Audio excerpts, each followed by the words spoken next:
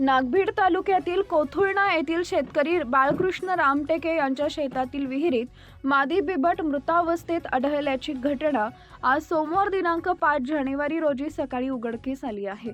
या घटनेमुळे परिसरात एकच खळबळ उडाली आहे। सध्या तालुक्यात बिबट, वाघ व इतर रानटी प्राण्यांचा वावर मोठ्या प्रमाणात वाढलेला दिसून येतोय।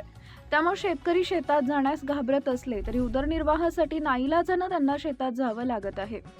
जंगलातील प्राणी गावाकडे धाव घेऊ लागल्याने मानव वन्यजीव संघर्ष वाढत असून यातून मानवाबरोबरच वन्य प्राण्यांनाही जीव गमवावा लागत असल्याचं चित्र दिसून येते।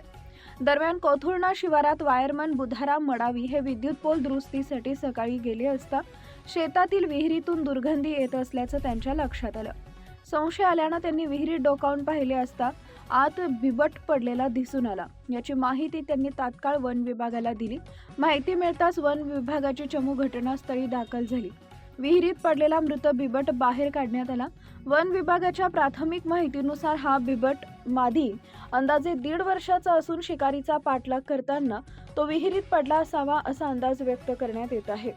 मृत बिबट्याला विहिरीतून बाहेर काढताना RFO भारती बगमारे तावडे तसेच वन विभागाची संपूर्ण टीम उपस्थित होती।